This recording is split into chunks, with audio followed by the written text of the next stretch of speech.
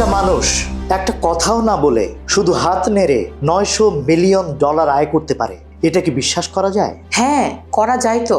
আমাদের অনেকের সারা জীবনের উপার্জনের অঙ্কটা যেখানে মাথায় ধরে না, সেখানে খাবি লামে ঠিক এই অসম্ভবকেই সম্ভব করেছেন। একদম ঠিক। $900 মিলিয়ন মানে প্রায় 11,000 কোটি টাকার উপর। সেনেগালে জন্ম নেওয়া সেই ছেলেটি যে এক সময় বেকার ছিল, আজ সে ডিজিটাল ক্রিয়েটরদের দুনিয়ায় এমন এক চুক্তি সই করেছে যা ইতিহাস বদলে দিচ্ছে। আজকের আলোচনায় আমরা পর্দা ফাঁস করব সেই চুক্তির, কেন একটি আমেরিকান কোম্পানি এত টাকা দিয়ে তাকে কিনলো। আর ভিডিওর শেষে থাকছে এক চমকপ্রদ তথ্য। খাবি লামে কি তবে আর ভিডিও বানাবেন না? চলুন গভীরে যাওয়া যাক।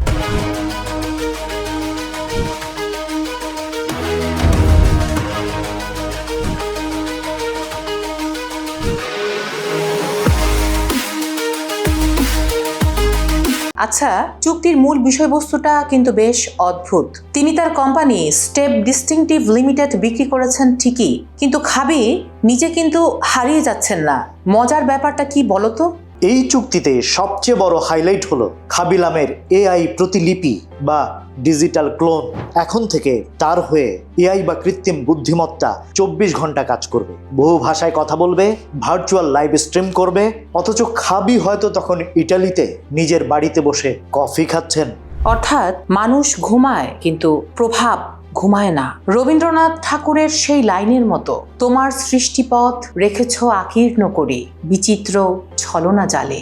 খাবি লামের এই ডিজিটাল জাল এখন সারা বিশ্বে $4 বিলিয়ন বাজার ধরার পরিকল্পনা করছে। ঠিক তাই, আমেরিকান প্রতিষ্ঠান রিচ স্পার্কেল হোল্ডিংস আগামী 3 বছর খাবির সমস্ত বৈশ্বিক ব্যবসার দেখভাল করবে। তারা শুধু টিকটক ভিডিও নয়, বরং খাবির ব্র্যান্ড ভ্যালু ব্যবহার করে পারফিউম, কসমেটিক্স আর কাপড়ের ব্যবসায় নামছে। কিন্তু 360 মিলিয়ন ফলোয়ার কিন্তু চারটিখানি কথা নয়। কিন্তু তোমার কি মনে হয় না $900 মিলিয়ন একটু বেশি হয়ে গেল? একজন ক্রিয়েটরের কি এত দাম হওয়া সম্ভব? এখানেই তোমার সাথে আমার একটু দ্বিমত আছে। দেখো, ভাষার যেখানে সীমাবদ্ধতা, খাবি সেখানে নীরবতা দিয়ে বিশ্ব জয় করেছেন। ভাষার বাধা নেই বলেই তার দর্শক সারা বিশ্বে ছড়িয়ে আছে। এই ইউনিভার্সাল অ্যাপিলটাই বড় কোম্পানিগুলোর কাছে সোনার খনি। হলিউডে 00 সিনেমা দিয়ে অভিষেক, আর এখন এই মেগা ডিল।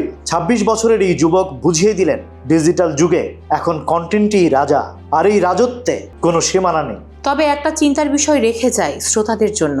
ক্রিয়েটররা যখন এআই এর কাছে নিজের চেহারা আর ব্যক্তিত্ব বিক্রি করে দেন, তখন কি আসল মানুষের সেই চিরচেনা আবেদনটা থেকে যায়, নাকি আমরা এক যান্ত্রিক বিনোদনের দিকে এগোচ্ছি? উত্তরটা হয়তো ভবিষ্যতে মিলবে। তবে খাবি লামে দেখিয়ে দিলেন কথা না বলেও পৃথিবীকে থামিয়ে দেওয়া যায়।